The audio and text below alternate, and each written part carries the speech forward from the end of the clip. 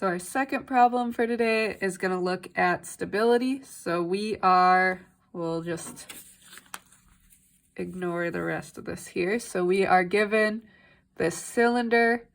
We know that it's 5 feet high, 2 feet in diameter. The fluid has a specific gravity of 1.1. The solid has a specific gravity of 0.9. And we know it's going to be floating at some level h below the surface. And we want to figure out, is this stable? So I started with some of our givens here.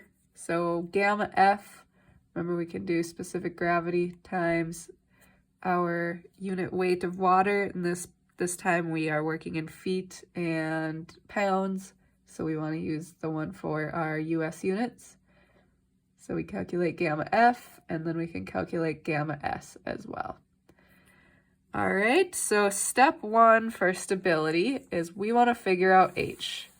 We want to find how far down is this submerged in the water. So to do that, we use our principles of buoyancy.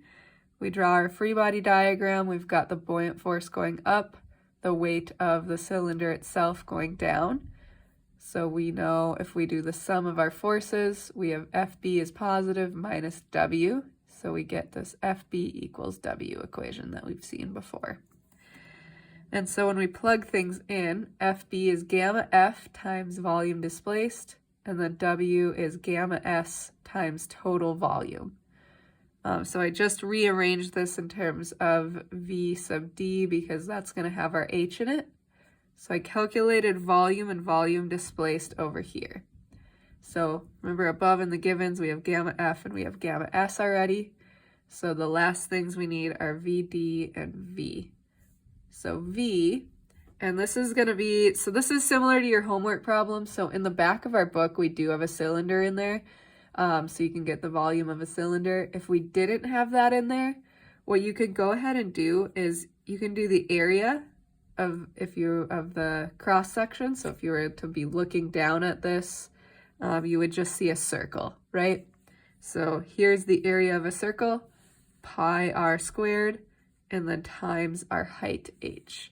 So if you had some other shape, so like in your homework you have a triangle, if you had like a trapezoid, that's not in the back of the book, but the area formula for those is in the back of the book. And to get volume, if it's uniform throughout, you do the area of this shape times the height.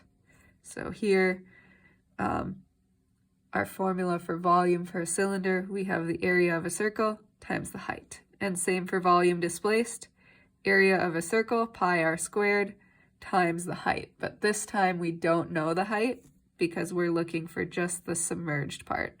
So that's what we're trying to find, is this H. So V, pi r squared times height, V sub D, pi r squared times the height that's underwater.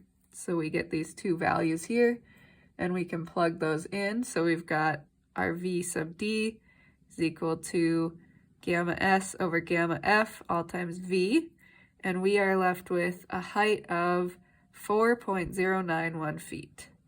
So we know this is 4.091.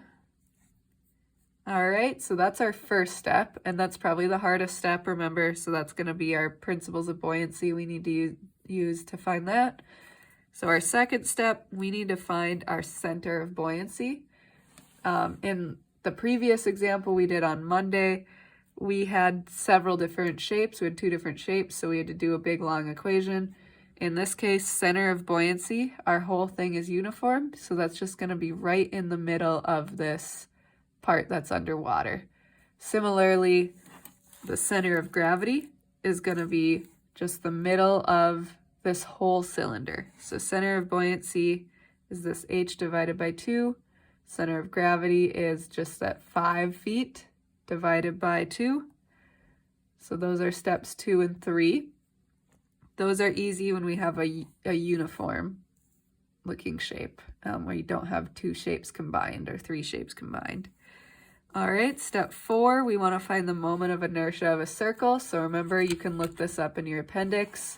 That's going to be for a circle, pi d to the 4th over 64. So D is 2 feet, so we get 0.785 feet to the fourth. Step 5, we want to find our displaced volume. Up here we found it was pi times h, so we just plugged in h here because we found it right there. So you get 12.852 feet cubed. So step 6, we want to calculate MB. That's I times V sub D. So we get 0.0611 feet. Right, because we have I in feet to the fourth over VD in feet to the third. So we're left with just feet. All right, step 7, and we're almost done. We want to find YM